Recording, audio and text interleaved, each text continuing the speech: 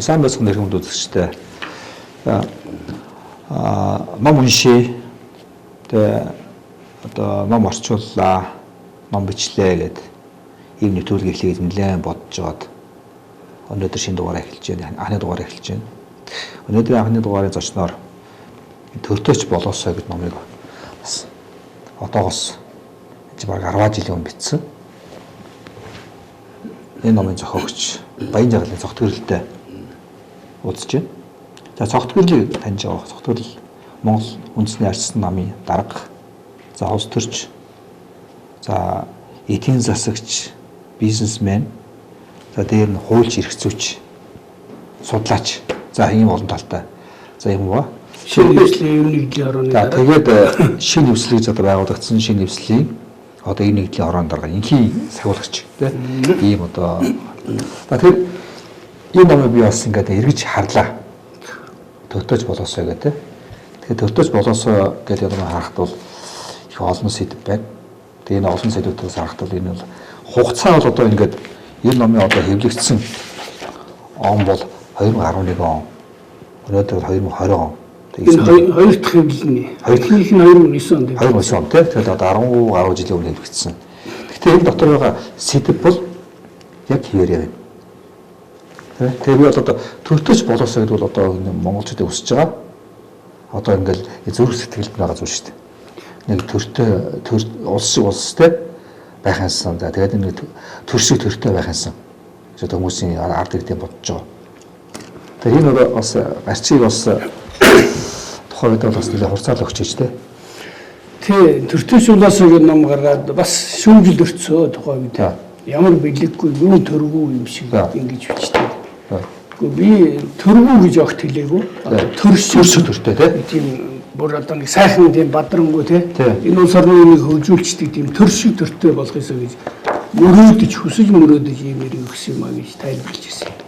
Одоо хүмүүс боддог шүү ингээд нэг ийм аав шиг аавтай, өвөө шиг өвөөтэй тийм тулхтай тийм нэг ийм юм байж илэгтэй, сэтгэлтэй тийм зөв тийсэн залдаг.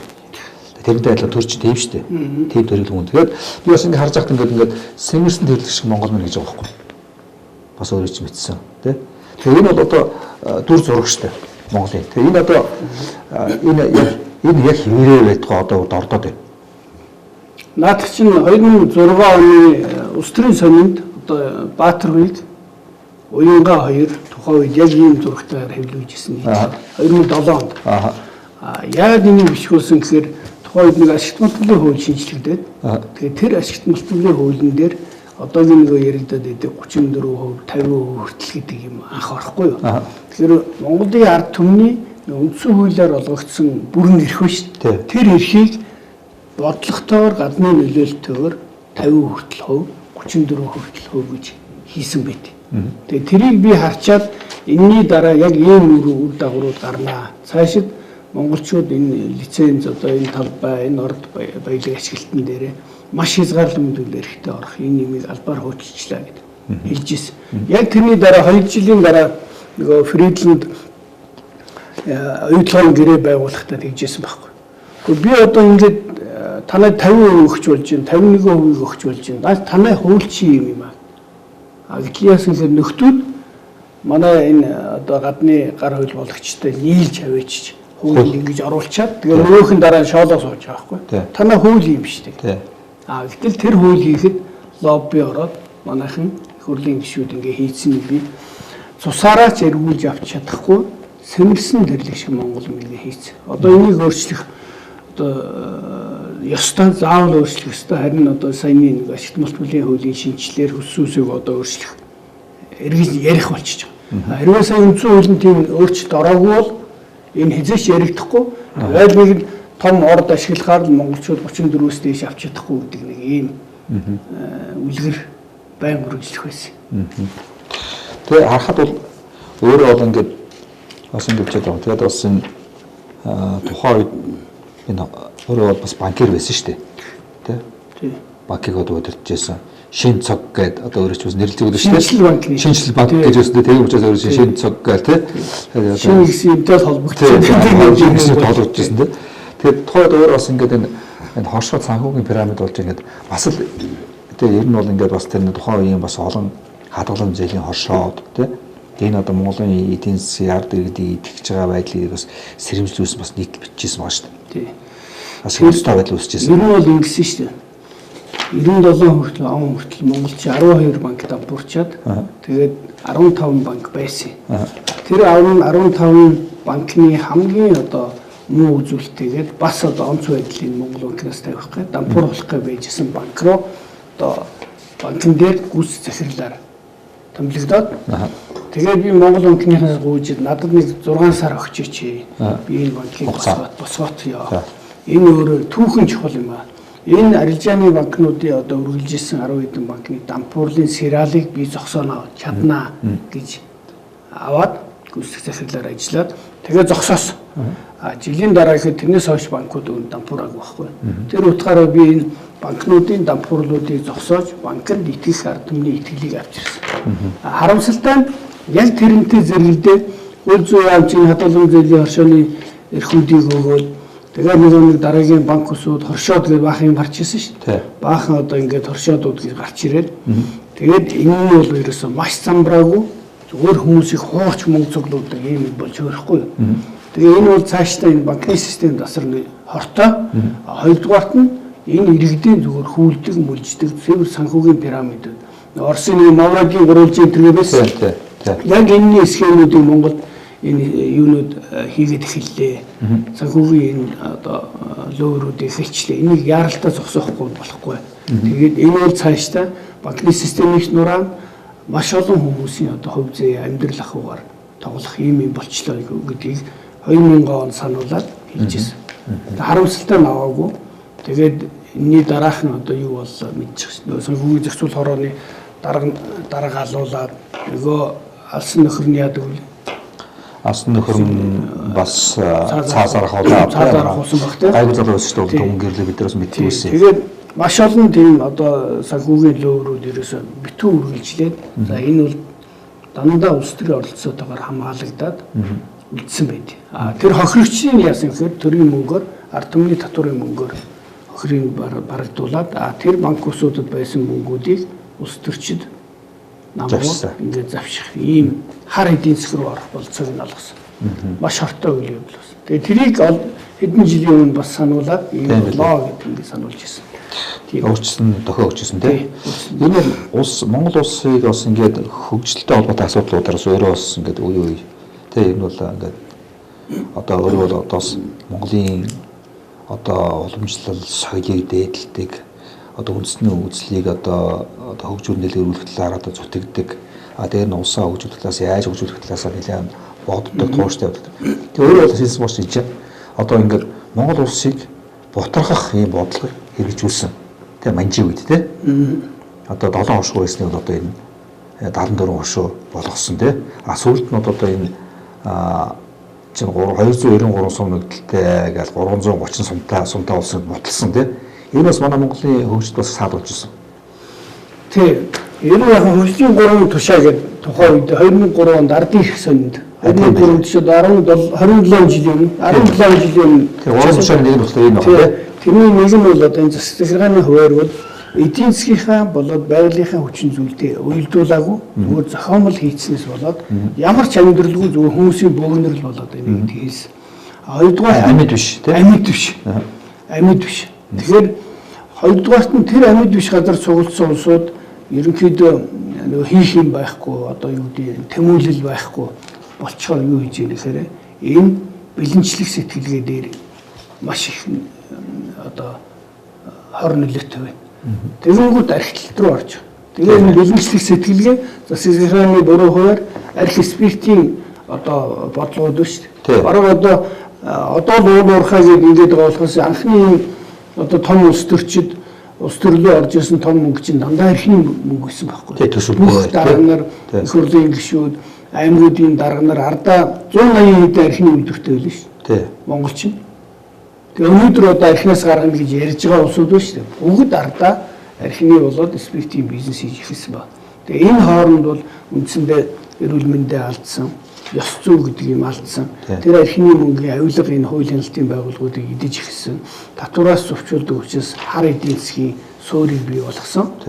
Тэгээд хамгийн гол нь хүмүүсийг архитектдаг ажил хийдгүү энэ болгосон. Тэгээд энэ чинь цаашдаа бол ер нь айл өрхийн одоо гэр бүлийн тогтворгүй байдал нөлөөлнө, хүүхдүүдийн хойч ирээдүй туйлын бүрхэхтэй нийгмийн сэтгэл зүйг аюул бүрэн одоо бохир болгохтэй энэ юмнуудыг одоо үр хөврөлдөө их ноцтой юм зүйлийг бол бий болсон. Тэгээд тэрэн дээрээ би бусад одоо энэ манайтай ижил хүн амтай цөөхөн хүн амтай орнууд одоо Сингапур, Ирланд, Исланд, одоо Норвеги, Финлянд яаж хөгжиж байгаа тий. Олон хүн амтай орн одоо зах зээл том байдаг, хөгждөг гэдэг нь тэгвэл өрөөсгөл юм шүү дээ. Тэгвэл тэд нар юугаараа хөгжиж байгаа баг хүн амтай. Тэгвэл манай шиг том газар нутагтай орнууд, нөөц баялагтай орнууд бас яаж хөгжиж байгаа юм бэ? Канада, Австрали гэх юм уу те. Жишээг нь аваад Казахстан гэдэг. Тэгвэл бас хөгжиж болж байна. Зөвхөн амтай хөгжиж болж. Тэгвэл юунд байна гэдэг энэ одоо тэр үеийн судалгаа хийгээд 30-аад орны судалгаа хийгээд ингээд үзсэн. Тэгээ шалтгаан нөхцөл нь юу вэ? Тэгээд ингэж хөгжихийн тулд бид нар тогтвортой засагтай байх хэрэгтэй байна. Тогтвортой хөгжлийн бодлоготой байх хэрэгтэй байна. Тэгээд энэ гадаад тодорхойлолтоо ер нь төрийн менежмент эдийн засгийнхаа одоо төлөвлөлтөөр онцгой анхаарах юм байна гэсэн. Ийм дүгнэлтэн төрөл тэгээд ер нь тэрнээс хойш нөгөө хөгжлийн хөтөлбөр байгуулалтаа болоо яриад идэв гэсэн шүү дээ. Сүүлийн үед харин манай Бүчний одоо туршлагатай улсууд энэ төр үл нэлээд энэ хөгжлийн хөтөлбөр байгууллагыг ярьдаг бол сая харин өсөө хуулинд хөгжлийн одоо бодлого хариуцсан яамтай байна гэдэг юм орсон. Тэр юу бол бас дэвшлиж энэ бас нэг юу те дэрлэгээ гарч байна те. За энэ одоо 131 дэх хуудас дээр байж байгаа. Ер нь бол Монголд ингээд бизнесээрээ одоо ингээд хөгжөөд байгаа гэсэн хүмүүс маш ховорхон гэдэг. Тэгээд гараад ирсэн. Тэгээд хүмүүсийн одоо хэлж байгаа зүйл нөхдөр бол би бол бизнес хийж чадахгүй байна. Улс төрөл хийж чадах юм байна гээл те. Тэгээд тэр нь цаана юу гэхээр бол ингээд энэ дээр бичсэн байна. Ер нь бол төрийн албыг амьдрах арга болгож ашиглаж байгаа гэж бичсэн байгаа байхгүй. Одоо энэ бол одоо яг өнөөдөр хэрэгж байгаа асуудал шүү дээ. Эд тий. Тэрээс төрсэн тэргүүтүүд яриад байгаа чинь энэ бүх шатнд өнөөдөр тухайн үед одоо 60,000 төрийн албан хаагчтай улс ажиллаад болоод байсан тий. Өнөөдөр 200,000 хүрч шүү дээ. Тэр яагаад гэвэл сонгуул болгоны дараа нэг 20,000 хүн намчин төрд ордог байхгүй. Тэр чинь төрөөр зүгээр тэжээгдэж амьдарч байна. Тийм. Нөгөө талдаа хүмүүсийн нэг ер нь боловсролын систем, индустрийн соёл бүх юмнаас үүдэлтэй. Ерөөсөө хүмүүс амьдрч чадхаа болцсон. Амьдрах гэхээр бас садаатай байхгүй. Ерөөсөө энэ намуудын хоёр намын хоорондын зодон дундаас биш үү?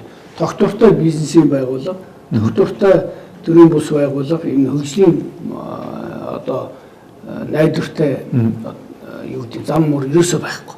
Яг тэгэхээр нэгэн гарч ирэл хэрэг хайчин. Аль нэгнийх нь үед амжилттай байвал дараагийнх дээр нь алуулна гэдэг нь барыг тодорхой болчиход байгаа байхгүй. Ардын намын үед амжилттай байсан компаниуд арчсан нам гараад ирэх юм бол гацаагүй хэрэгуулна. Арчсан намын үед амжилттай байсан компаниуд ардын намын үед бол гацаагүй шахуулна. Эсвэл одоо орон шорон татвар одоо юу гэдэг.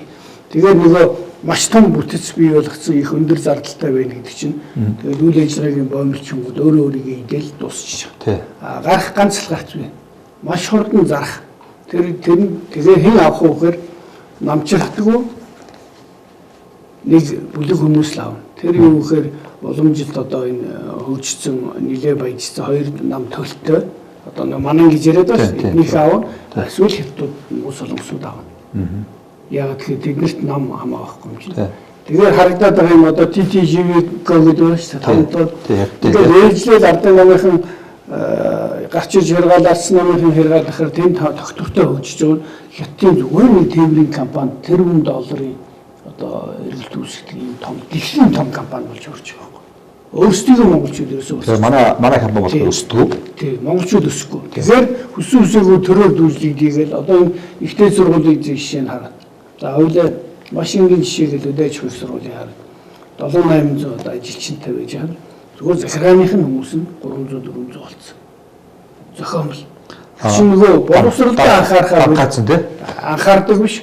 Төрөөр тижээлэгдэг боловсролын тогтолцоо хийж байна. Нөгөө өдөө аж ахуй одоо хөгжүүлэхээр үндсэн бодлого бүрэн хаяг. Сайн бодсон учраас бэлдэх төсөв нь хүмүүсээ тижих мөнгө болсон тий төсөөлж хөрч. Бүх төрлийн бойл одоо Эрдэнэс тавталгаа одоо Эрдэнэс АМГ-ийг хар. Дагалдсан 10 хэдэн компани тийм зүгээр одоо юу гэдэг цалинжиж байгаа өндөр цалинтай аппаратчик гэж өндөр цалинтай. Тэгэл альч нам гарч исэн одоо төслийн нэг баахан 10-20 юм гаргаж ирээд зүгээр төрийн үнэхээр чадварлаг хүмүүсээс 2-3 дахин өндөр цалин аваад тэгээд тэр нь ямар ч үр дүнд хүрэхгүй. Тэр улс төрчдийг дэмжсэн, улс төрчдийг гаргахад ажилласан хармааны хүмүүсийг тэднийг одоо эргэж халамжилж байгаа хэлбэр. Цалинжуулдаг гэдэг нэг хэлбэр. Тэгээд тэр нь яах вэ? Зургуулын дараа тэгээд тэр нөгөө нэгж байхгүй. Дахиад нэрийг өөрчлөөд өөр газар өөрийг байгуулад нөгөө намын хүмүүс тэнд очиод одоо энэ үл өөрчлөх ёстой. Өөрчлөл гарцаагүй. Энийг өөрчлөхгүйгээр улс орон ерөөсөө өгчихгүй. Шинэ нөхцөлийг хийн. Өөр зам байхгүй. За энэ зөвөр би ингээд харж байна. Цаг хугацаа бас бага уучраас ингээд тийм. Энэ бол ядуурл ажлгүйдэл гэдэг одоо манай Монголын одоо том асуудал байна шүү дээ. Нэгдүгээр асуудал. Тэгээд энэ ажлгүйдэлтэй холбоотой улбаасан ядуурл. Тэр нь одоо энэ одоо өөрөө бичсэн байна шүү дээ. Хөрөнгө мөнгөс хөрсөн хууль завхрал хийргсэн улс төржилт Монголын нийгмийг босрон болгоод саардуулж байна. Одоо энэ одоо бас л олон жилийн өмнө бичсэн тийм. Энэ одоо улам гүнзгий ирсэн байна. Энэ асуудал. Асуудал төрөөс хуучраг ус гадна бол улам гүнзгий ирсэн байна. Ер нь та одоо бизнесийн ингээд 20-30 жил бизнес хийсэн бүх компаниуд дээр очиод үзэхэд биш. Бүгд одоо толгоогоо барьсан байна. Ямар ч нэмэр алга ингэж үзлээ. Субодник хийдэг тийм. Зүтгэсэн одоо бүр золиосонд ордог, зүтгэсэн яллуулдаг, зүтгэсэн одоо буруутан болдог. Тэгээ ямар ч одоо хөгжих дэвжих юм болцоо байхгүй. Энэ би хэлээд байгаа энэ хоёр ардын нам ачсан нам хоёрын хоорондын золоонд Монголын бүх нөөц хөрөнгө хүн хүч зарцуулж байгаа байхгүй. Тэгээд жирийн яваа компаниудаа ингээд байга дарамтлаг одоо өөр арга байхгүй. Тэр захиргааны зардал чи их болчоор нөгөө хэдийгээр нэг жижиг одоо амьдрал ийм юм тэдний сөхрүүлдэг тийм сөхрүүлдэг ийм юм авч. Тэгээд та энэ сайн явж байгаа компаниуд дархны замыг харж шít. Дархны зам ярихад Монгол Улсын зөвлөх инженер юу гэж хэлэхээр геологийн инженер байхгүй, материалын инженер байхгүй, одоо хятадаас орж ирэх хэрэгтэй байсан. Технологийн инженер байхгүй, төлөвлөлтийн инженер байхгүй учраас бид нар ажлаа хийж чадахгүй. Юу гэсэн үг вэ? Бүхэл бүтэн улс ба шүү дээ. Барах зам тээвэр өгчөөд байгаа. Одоо 90 жил болж байгаа шүү дээ. Энэ зам тээврийн салбар чинь 90 жилийн ойроо тэмдэг хийсэн шүү дээ. 90 жил ширүүлдээд байна. Хүн байхгүй ш байгаа байхгүй. Тэгвэл тэрийг ажилуулах өгөхгүй дээ тэр хүмүүс. Монголчууд ажил өгөхгүй. Ажилуулах. Одоо энэ бүр явсараад сүүлдээ ерөөсөн Монголд ер нь том компани бий болохгүй. Өндөлөхгүй. Тэгэхээр Монгол улсын юм одоо ингээд энэ чинь зүүн Европын орнууд байгаа энэ одоо дундад Азид байгаа энэ улс орны өрөнд оруулж ирж газар нутгийг авдаг арга бол энэ тендер өгч тендерийн хятадын компаниуд өгч тэднэрээ замын өрөөл дараад нь замын мөнгө иргэдэд маш удаан. Яг ийм байдлаар улсын байцааж авдаг гэж байгаа шүү дээ. Тэгэхээр тэр хэлбэр. Ерөөсөн тийм. Тэгээ өндөр өртөгтэй. Өндөр өртөгтэй. Маш өндөр өртөгтэй. Ер нь том тендер болоход одоо өнөөдөр Монголын компаниуд тэр тендерийн шаардлагыг хангахгүй. Тэгвэл ерөөс хятадын компаниудад зориулж хийдэг. Тэрийг хэн хийдэг вөхөр энэ төрийн албанд байгаа энэ олон жил улсын нөхдөдөөс хийдэг. Тэд нар хийхгүй байхаар байхгүй. Өөрсдөө нээдэхэнд. Тийм ээ. Одоо энэ ном дээр бас ингэж байгаа. За Монгол Ардын хувьсгалт ном. Манай тухайд ийм нэртэй байсан шүү дээ, тийм. Монгол Ардын хувьсгалт ном. Арц нам 2-оос одоо Монголын өнгөрсөн 16 жил гэхээр одоо нийлээ урагшаа явж шít 14 жил. Тий 16 жил гэхээр тий. Одоо Монгол яриад шүү. Тий. Тэгээ магадгүй ийм хугацаагаарч хийж байгаа дахиад тий ийм хугацаа болчиход шүү дахиад тий. Түүнээс их хугацаанд хамаарах учир энэ хөтлөгч энэ хоёр намын хувьд энэ хоёр нам өөрчлөх ёстой гэж өөр хэлчихсэн байгаа. Хэрвээ энэ хоёр нам хэрвээ өөрчлөж чадахгүй юм бол гэж байгаа. Тий. Энийг одоо үүрэх, ачааг нь үүрэх өөр улс төр хүчин төрөх магадлалтай гэж. Тий. Тэгээд энэ өөрчлөлт шинжилэлт тухай яриад байгаа. Тэгэхээр өнөөдрийн одоо төрж гарч ирж байгаа одоо юу шүү дээ улс төрийн шинэ нам тий. За өнөөдрийн ингэ нэгдэж байгаа одоо ингэ дөрвөн нам нэгдээд өшөөд 7 нам дэмжиэд 10 гаруй нам өшөөдөр 100 гаруй одоо төрийн бас байгууллага мэргэжлийн холбоод нэгдсэн том одоо энэ шинэ нэвсгээд улс төрийн хүчин бий болж шүү дээ. Тэгээд энэ бол одоо яг энэ таны яриад байгаа энэ одоо магадлал чинь биелж байна. Тийм үү? Өөр альтернатив байхгүйсэн. Өөр сонголт байхгүйсэн. Өөр илүү хийх бүрэн болцоод. Тий. Гэвч одоо энэ хоёр намын шинэ нөлөөлөл айгүй хүчтэй шүү дээ. Энэ учраас санаатаагаар заавал энэ олон жижиг номуудыг энэ тэнд оруулж байгаа. Түүнээс биш энэ шинэ эвсэл гэдэг чинь бол зөвхөн одоо юу гэдэг шинэ ном энэ дөрвөн номын асуудал биш. Нийгмийн захиалга байхгүй. Тий. Нийгмийн захиалга. Тий. Өөрөөр хэлбэл миний амьдрал чи өөрөө дандаа шинийн төлөө, шинжлэлийн төлөө явсан хүн болж өөрөө давал. Тэрэндээ хүртэхээр дандаа энэ тоталитар тогтолцоотой хоёр намын нөлөөллөөс болоод бүрэн үр дүн төрж чадахгүй байсан биш. Өнөөдөр бол нийгэм бол бас ер нь сарцсан гэж бодож байна. Тэгэхээр энэ бол нийгмийн захиалга захиалга өгсөн дуугаа сонсдог гэдэг шиг. Тэр шиг өнөөдөр захиалга өгчөд сонсох биш, хамтдаа дуулах, хамтдаа энэ шинжилгээг хийх, хамтдаа эргэлтийг хийх ийм түүхэн цаг үе байхгүй юу? Тийм ээ. Тэгэхээр шин гэдэг бол хүн бүрийн одоо хүсэж мөрөөдж байгаа энэ шинжилгээг дуудлага. Тэгээ та одоо энэ юу шүү дээ. Одоо энэ шинэ хөвсөл гэж байгаа. Шинэ хөвсөл бол одоо миний одоо харж байгаа бол одоо 5 лидер байна. 5 лидертэй. Тийм ээ. Нэг лидер нь одоо Бацаандан, нөгөө лидер нь Болд, тийм. За 3 дахь лидер нь одоо ингэж Арга сайхан гэх юм уу. За өөрөө сууж байгаа учраас нөгөө 4 дахь лидер нь Үнэн Базуу Үнэн Отхон Баатар, тийм. За өөрөө ингээд 5 дахь нь гэдэг. Одоо ийм манлайлагч нартай. Тийм ээ. Яг аргагүй нэг хийхээр гарч ирж байгаа. Тэгэхээр би зүгээр асууж байна. Энэ ирээдүйн хүний арт юм гэдээ бас өөрөө бичсэн тийм. Бас энэ уушд бас л ноцтой асуудал үүсэж байгаа байхгүй. Бид хэдийгээр Оросд өрөө дараад ингээд гарч ирж байгаа ч гэсэн хиний хат бид шилжиж байна. Чоны аваас барын амд ороо гэдэг тийм. Тэгэхээр энэ бас үйлчлээ. Энэ хоёр одоо юу гэдэг нь улс төрийн том хүмүүсийн тоглоом болоод тоглоомын дүрмээр тэгээд ингээд Каспаров хэлдгээр нөгөө нэг Монголыг хятад өгсөн зүгээр л тийм. Монголыг хятад өгсөн дээр эцэг санаа өгч тийм. Тэгэхээр яг энийг л одоо өөрөө бас хэлж тийм. Контр хувьсгал гэдэг нэг юм байдаг шүү дээ. Тэр шиг яг 90 оны хувьсгал чинь бид нар өөрсдөө нөгөө тэр өөрчлөлтөө хийхдээ өдөрлөггүй өөрсдөө мэдлэггүй юм уу залж чадаагүй ус болоод ерөөсөө хойдлаасаа урд руугаа шилжчихсэн байхгүй. Жишээ нь хойд тал гадаад талдаа 90% байсан бол одоо хятадтай 90% болоо. Тийм. Бүх одоо сагсанд ордог 300 400 дээр төрлийн бараа байхад бүгд урд талаасаа орж ирж байна. Өөр аль талдаа вэ гэхээр урд талдаа их юм. Одоо 3 тэрбум доллар өртөө болчихлоо шүү. Дээрээс нь манай энэ тойрсон олон өрөөс 30 тэрбум доллар өр. Тэр үед одоогийнхаар яг 10 тэрбум доллар өр байсан бол одоо 30 тэрбум доллар өртөө бол. Тэр өрөөд чинь тойрсон байдлаараа урдлын эзэмшиж ихэнхийн эзэмшиж байгаа байхгүй энэ үрдийг багцыг.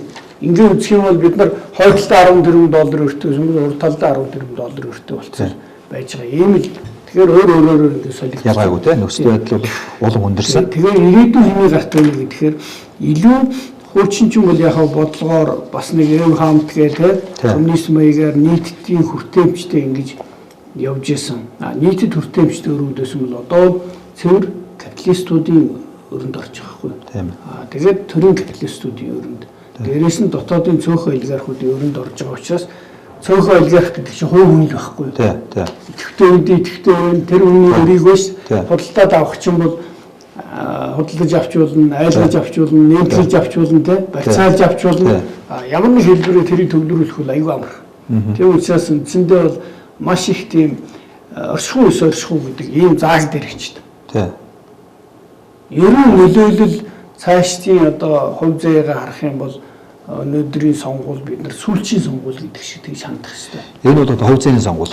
Монголчуудын сүүлчийн сонгуул юм шиг ингэж хандаж анхаарахгүй бол ерөнхийдөө эдийн засгийн тусгай тогтнол бол бүрэн алдах байдал руу орж байгаа. Одоо ингээд Майкл Чангийн бодрол гэдэг байна шүү дээ, тийм. Энэ ч гэсэн одоо асуудал биш. Энэ бол ганц нутгийн асуудал хэрэгдэж байна. Лицензэд амжаад тийм алдагдах магадaltaй. Наадах шин би зүгээр санаанаасаа зохиоцсон юм биш. Энэ бол болсон явдал байхгүй. Надад нэг гадны нөхөр хэлж ирсэн. Манайхан ингэж ярьдаг болчиход байна. Танай бид нар Европт Швейцар шиг улсыг, Люксембург шиг те, Андорра шиг юм уу, Монако шиг улсыг ямар үнцэнтэй вүлээ. Аль танайд бол зүгээр лицензээр дамжуулаад тэр улсуудаас том газар нутгийг авчих. Тийм. Бүрэн болцоо. Усаас том газар нутгийг. Тийм, авчих болцоо. Тэр талаас нь харах юм бол өнөөдөр манайд ашиглалтын 1600 лиценз биш. Тийм. Тэгээ энэний чинь нэг тал хувийн гадна дотныхынтай холбоотой байж байгаа хгүй. Тийм. Жишээлбэл одоо жоншны 180 лиценз байлаа гэхэд энэний 60% хятад шиг мэдлээ. 20 жоншны өндөр байлаа гэхэд 19 нь хятадих байх шүү дээ. Энд чинь юу хийж ийм гэхээр ерөөсөө энэ салбарын бодлогын бид мэдхий болцсон байна гэдэг. Ер нь бол бас ингээ харж байхад бол Монгол бол Африкийн араас орж ийн гэдгийг одоо бас 20 жилийн хэлж ийш өөрөө тий. Энэ Африкийн замаар явж байна. Газар нутгаа алдах, бүх аюулаа алдах. Цагийн ийм байдал руу орох нь гэдэг нь бол ерөнхийдөө энэ чинь ийм их ухаантай 90-ад оны дундуур Африкуудыг ингэж дуусгасан байна шүү дээ. Тийм шүү дээ. Тэгээ манайх өөрөө 2009 судалгаад бид нар хүмүүс хараа Африкийг шоолоод байна шүү дээ. Тэгэхэд Африкууд чинь биднээс 30 жилийн өмнө яваад байгаа байхгүй. Тийм ээ тий. Ариун өмнө тэр одоо арчлуунаа орцсон. Ариун өмнө энэ гадна дотны хөрөнгө оруулалтыг 60-70-аад оноод оруулсан. Шулуулаад мүлжүүлсэн. Тийм, мүлжүүл шулуулаад зовлонгоо туулаад Африк, Латин Америк хоёр чинь тийм байхгүй. Одоо бид нар шоолол манай Бабраас эхлээд нөгөө тэнийг уугаар чиваас Эво Моралес гэж шоолдог шүү дээ. Мадура эдрийн шоолдог. Тэр чинь тэд нар муудаа биш. Тухайн үед яг адилхан ингээд оюутлах шиг хөрөнгө оруулалтыг оруулаад байгаад 10 компани, 20 компани, 200 компани оруулсан. Эцсийн бүлэгт улс орны ядуу хавираа байгаад гэдэг иргэдэн асар эдийн засгийн ингээд тоон утгаараа амар өссөн байдаг. Баялаг нь дандаа офшор юм уу гадаад байгаад байдаг. Цөөхөн эрх мэдэлтнүүд нь баяжаад байдаг. Тэгээ ард түмэн босхороо нэг зөрөгтэй хүл гардаг байхгүй. Хин шигч байдیں۔ Одоо магадгүй жагар шиг юм уу, бат ялт шиг юм уу те. Тэр чинь зүгээр ард түмний захиалга шин. Тэгээд Мадура уугачиваас гараад ирж байгаа. Яг тэр шиг Монгол өнгөрсөн ерөнхийлөгчийн сонгуулиар батлаг гарч ирж байгаа ч юм байна шүү дээ. Тийм ээ. Ерөөсөө ард түмэн зүгээр нэг найдсан тийм өөрчлөлт болохоос биш. Тэр чинь аргаа барч. Тийм, туйлдаа тий. Тэгээ Монгол ялна гэдэг тэр философи тэр одоо өрөөнд дуудлагыг чинь ард түмэн хүлээж авч байгаа илэрхийлэн тэр байхгүй. Тэгээ Монгол ялах уу? Үгүй байхгүй. Суур нөхцөлөө өөрчлөг байхад хэн ч гараад нэмэргүй. Ийм л юм байна. Тэгэхээр үндсэн хуулийг өөрчилсөн. Одоо тэгвэл одоо Монгол шинэ дөр журам хэрэгтэй. Шинэ дөр журмыг хуучин улсууд хийхгүй. Тэр одоо хуучин дуугаа дахид дуулахгүй. Мөн үү?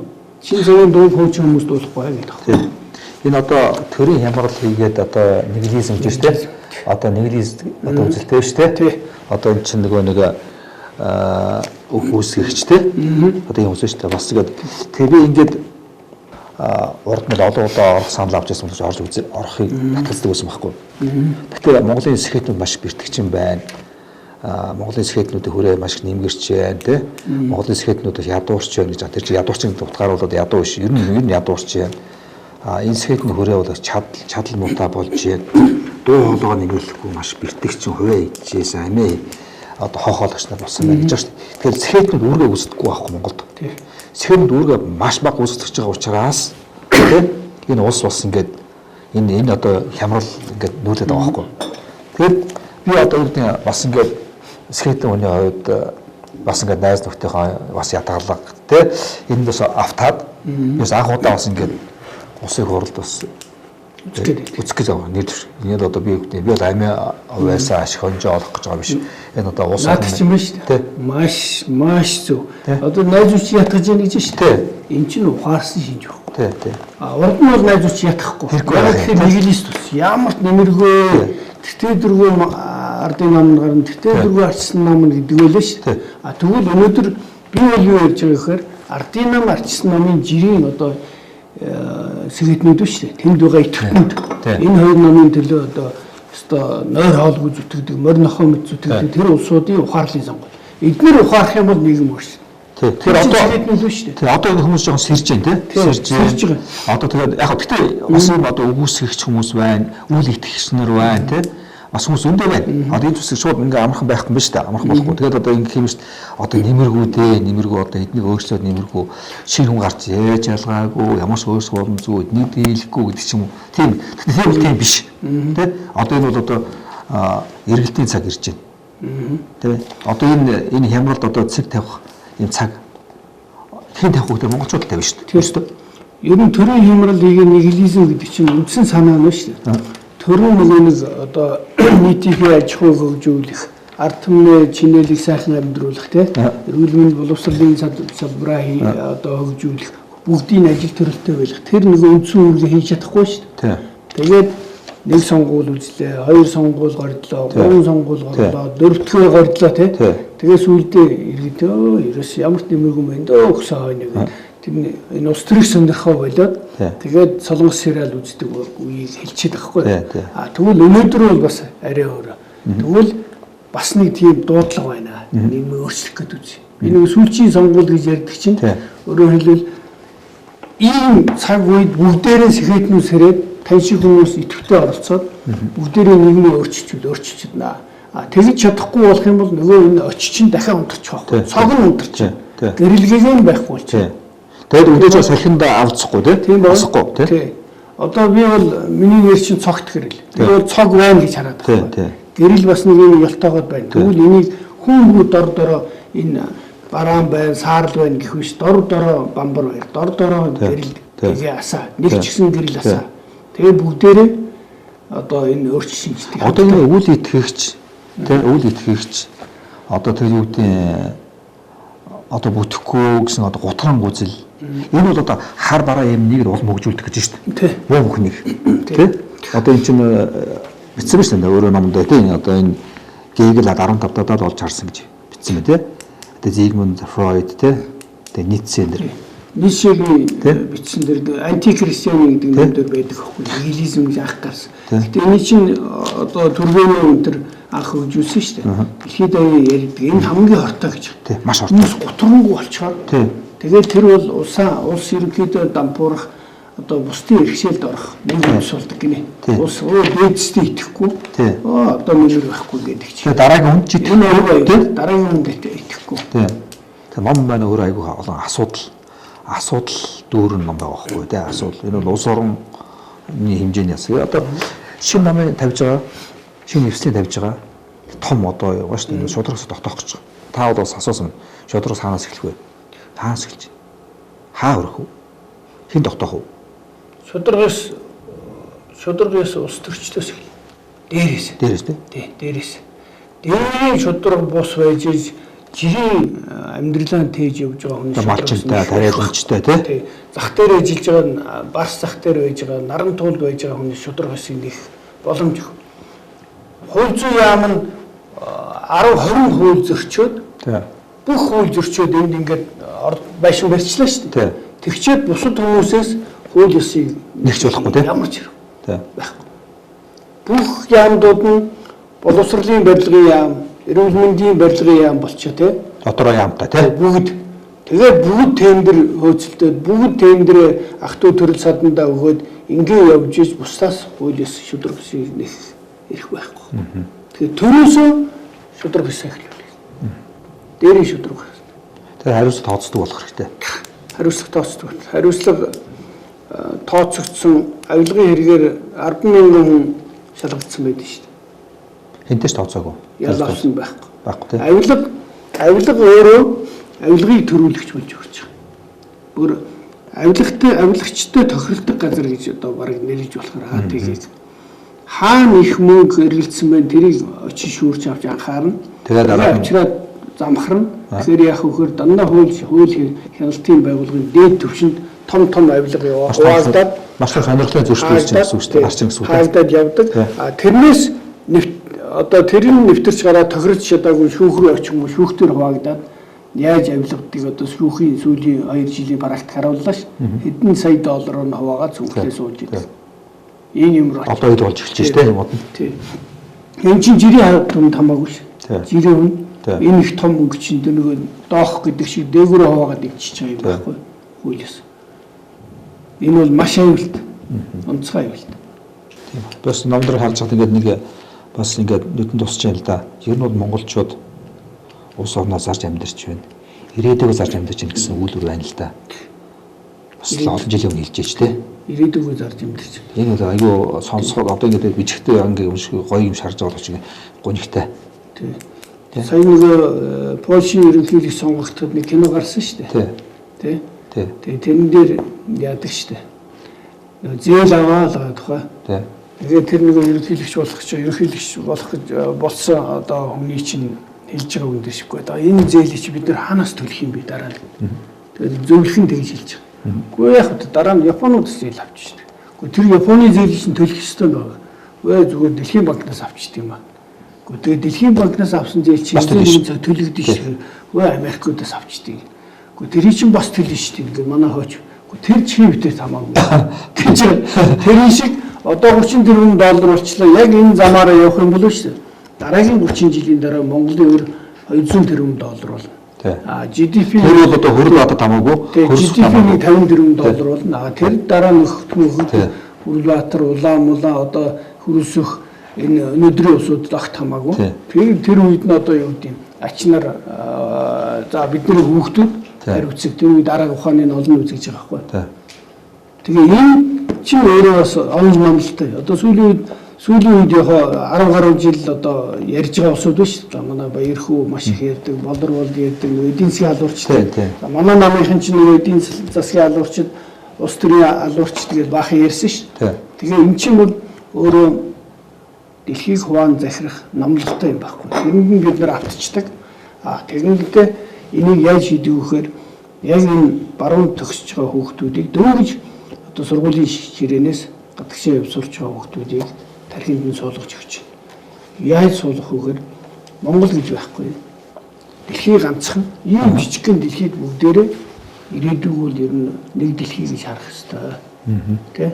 Тийм учраас танай баялаг, манай баялаг энийг харин хэн хожих вэ гэхээр энийг маш хурдан одоо ингээд энэ дэлхийн эдийн засгийн эргэлтэнд оруулсан. Тэгээ тэрнээсээ одоо хүртэж чадсан улсууд нь дараагийн ирээдүйн дэлхийн бодлогыг явуулна гэх ингээ ойлгуулчихдаг байхгүй.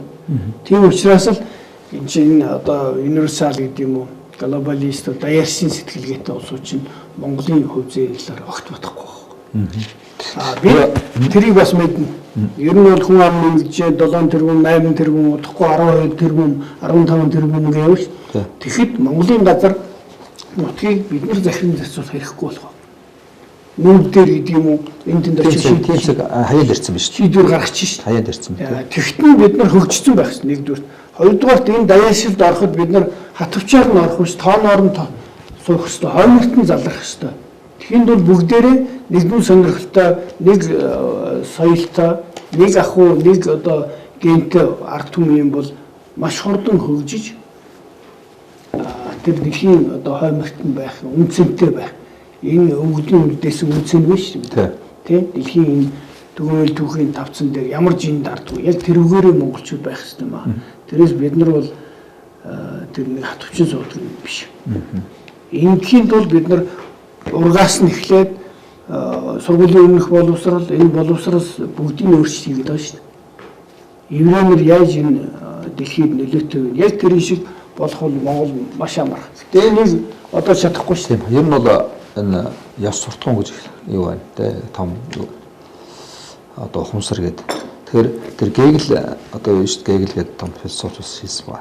Хамгийн том нүгэл бол улс орноо том дээрэмдэх гэж. Улс орноо том өөрсдөө том дээрэмдэх гэж. Тэгэхээр одоо энэ улсын хуралд байгаа эрх мэдэлтнүүд байсан одоо тэр засарсан байсан одоо Монгол ардын нам тухайн үед бас тодорхой хэмжээр Монгол ардын хувьсгал нам тухайн үед өмнөх үетэй тэгээд тэрний дараа үед арчсан нам гэдэг. За эдний одоо ингээд сөлбөлдсөн bo'lгүй улс орноо том дээрэмдсэн. Энэ бол улс орны маш том нүгэл хийсэн хүмүүс гэж байгаа. Одоо бид нар хэлж байгаа шүү дээ. Гэгэл хийсэн байгаа байхгүй. Тэгээд энэ одоо харж байгаа. Тэр энэс том нүгэл байхгүй гэж байгаа. Тэгээд энэ номтол одоо ял худалдаж харж байгаа байхгүй. Энэ цөөхөн ард түмнийг ингээ хувааж шүү дээ. Энийг би хуульчлагдсан хуваагдлыг шаарад байгаа байхгүй. Та бүхэн одоо ингээд үжил санаа бол нэлээд давхцаад ах шүү. Хэрвээ та ардын намд ороод би арчсан намд орчих юм бол та бүхэн ингэж ярьж чадахгүй. Хүсүүсөг нөгөө бүтцсэн биш. Зөвхөн яад намаа ял болох. Тэрүүхэнд энэ хүрээлэг нэг яаж алдамж чадвар явцуу тий. Тэгээ одоо ардын нам энэ эрх баригчтай шүү. Өнгөрсөн үйл хэлцэж явах үед би энэ одоо яаж энэ аймагуудыг үйлдвэржүүлэх тухай, яаж бүх сумдуудыг үйлдвэржүүлэх тухай ингээ маш юм ярьж. Тэгвэл ингээд чихнийг нь хажуугаар ороод байгаа. Тэр нэг том хүндээ биш намайг хүндэтгэж харьцаж байгаа боловч тийм юм сонсож чадахгүй өөрөөр тийм юм хийж чадахгүй. Яаж энэ сонгуульд одоо нам нь ялах вэ? Тэгээд сонсвол зөвхөн намынхаа хүнийг сонсох биш. Би ч өөр намын хүн болж харагдаад байна. Та ихэд бас улс төр хүрээнд ойрхон шүү дээ. Та улс шил эрдэнэтэй ойрхон, би бас эрдэнэтэй ингээ танил ойрхон тий. За хөрөлсөхтэй бид нар адилхан ойрхон уулздаг. Ингээл яриа л да тий. Улс төрийн намуудтай бид нар ч Монгол улстай бас тодорхой хүрээлэлтэй хүмүүс.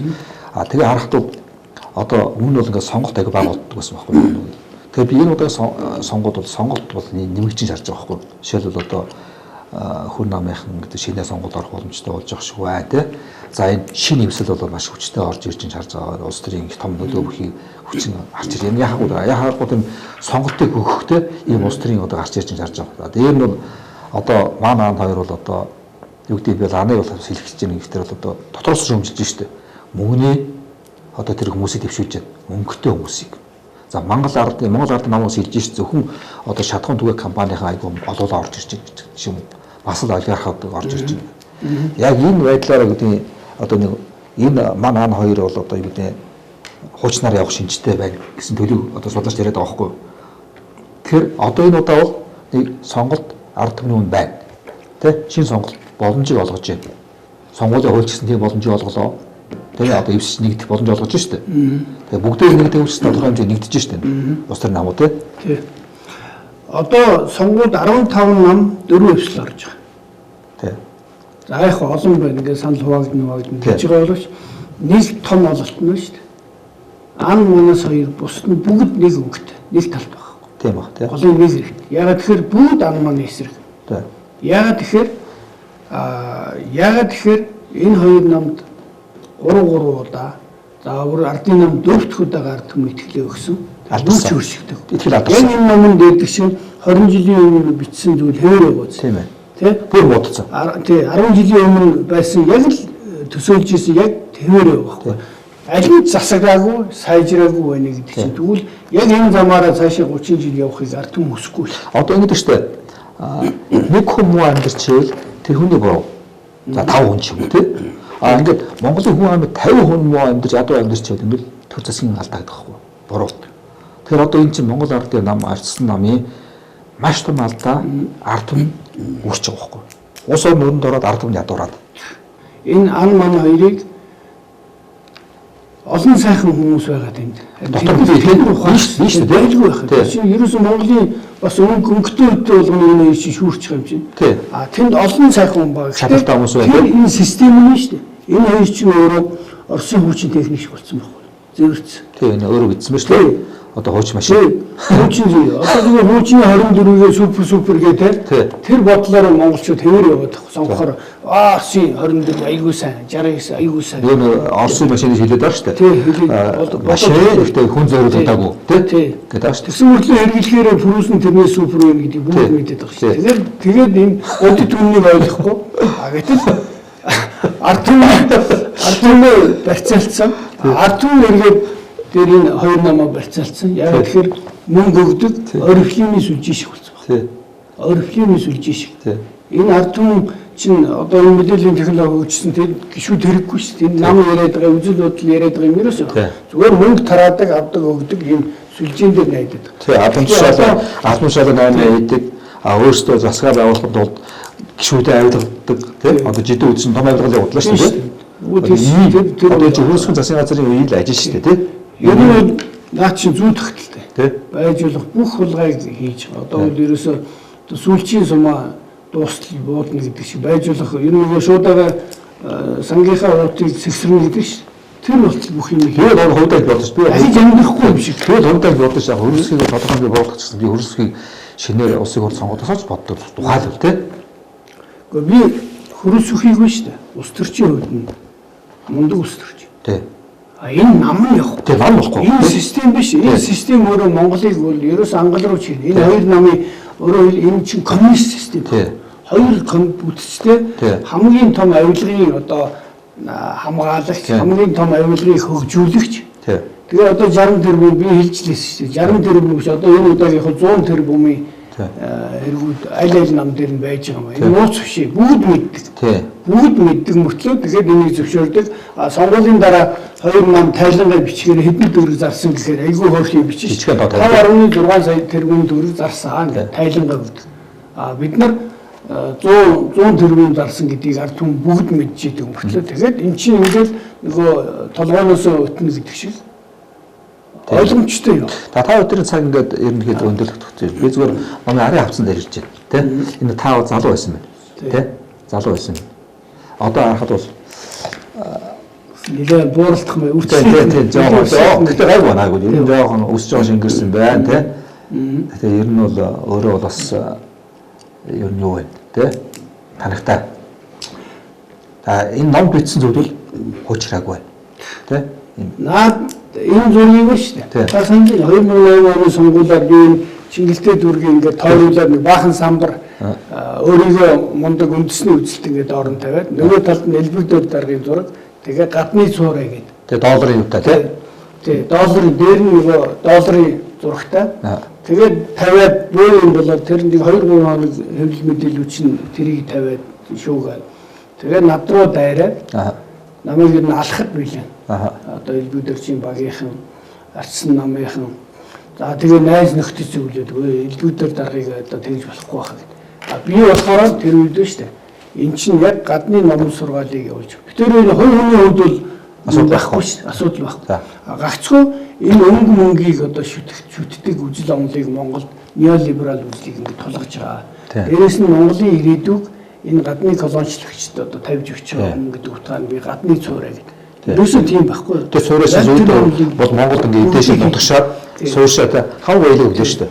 Тэгээ би ч өөр ад болоод дээрээс нь хуулийн байгууллагууд хүртэл нийлээд эн чинь бүгдийн Чингэлтэй дүүргийн цагдаагийн хэлцээр гэж миний бүх самбар өмбрийг чурааж явж тэгээд шүүгээр оруулаад намайг шийдгээд торгоод ингэ явсан шүү. Тэгээ би бол одоо торох ял авцсан хүн болж өрч.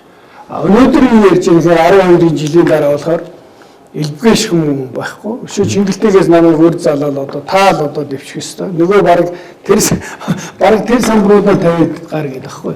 Тэгээ би өөрөө чинь нөгөө төртөө шулуусан ном чинь талаар ярья. Энэ сэдвүүд нь хуучраагүй нэг ярихаар нь бүх юм хэвээрээ гээд би яг тэр одоо 13 жилийн өмнө өмсчихсэн цамц за ингээ хоёроо зүүж ирчих.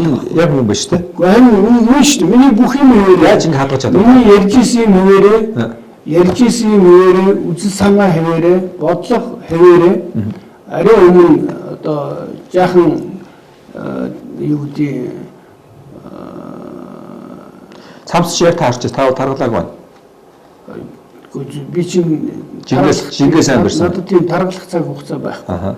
Жин бариад байгаа даа биш. Хөдөлгөөнтэй. Гэхдээ ер нь бол тийм өөрийгөө оторч суух тийм надад шалтгаан байхгүй гэж үзэж байгаа. Одоо шинэ хэрэгслийн бас нэг юм яриад байна шүү дээ. Энэ одоо болсон хүчнийг бол ерөөсөн Монголын аж намаас авч байгаа. Надад тэр нь одоо хэрэгсэл нэгсэж байгаа тийм. Анаас, манаас, махнаас, хүнээс тийм. Одоо хин хаан чадвартай нэр Монгол хүмүүсийг чадвартай Монгол хүмүүсийг л байлгаас намын харьяалаа биш. Зөвхөн шин намын одоо 10 намаас биш. Энэ одоо юу гэдэг Монголоо хөгжүүлэх аягүй том юу шүү дээ. Одоо тийм зарчим гэдэг юм. Хүн бүрийн хүчин оролцож чухал гэсэн шүү дээ. Аж хүчин алгал гэж манай яриад байгаа шүү дээ. Тэгээ Монголыг хөгжүүлэхэд биш үү? Нам хамаагүй. Тэр хүмүүсийг чаддаг юм хийх хэрэгтэй. Тэгвэл одоо Монгол одоо өөрийн гэсэн төрш төртэй болох нь тийм үү? Өөрөө ч одоо хэлээд байгаа одоо энэ хэлээд шүү дээ. 30 жилийн дараа тий одоо нарчлын дараах 30 жилийн дараа бол Монгол одоо ингээд одоо чинь улс төрийн цоноо юу очоод байна шүү дээ. Цар тахал очоод болсон ш Монголд. Улс төрийн цар тахал. Одоо энэ давуу гарахын тулд бид нар энийг өөрчлөх ёстой. Тий? Төр шиг төртэй болно. Энэ сонгуулаа ард иргэн сайн хийж чадвал төр шиг төртэй болно. Хүн шиг амьдарч улс шиг өгч. Жинхэнэ утгаараа. Тэгийг цагтвал тэр тунхагууд бол эзэн ширэгжихгүй. Тий. За хоёулаа та бүхэн цаг өндөрлж байна. Таны өнөөдөр одоо ном бичлээ, ном уншлаа, ном орчууллаа гэсэн нэвтрүүлгийн анхны зочноор оролцсонд урилгуулаад явсан талархаж байна. Тэгээ таны энэ шин сонголтод шин нэмслийн одоо ажилд бас амжилт хүсье. За баярлалаа. Тэгээд Монголын төршөө төртэй болох энэ үйлс чинь одоо олон бадараасаа ажиглаж байна. Тэ? Баярлалаа. Тэгээд олон ном шин ном гарч болно, гарч байдаг те. Олон ном бичиж болно. Гэхдээ хамгийн чухал нь төр шиг төртэй, улс шиг улстай байвал монголчуудын ирээдүйн бол гэрэлгээтэй байх болно. Ном уншлаа, ном орчууллаа, ном бичлээ гэсэн нэвтрүүлэг маань эхний дугаар ингээ энэ хүрээ өндөрлөж байна. Дараагийн дугаараар уулзцгаая. Хамтаа суулгаж болондоо баярлалаа.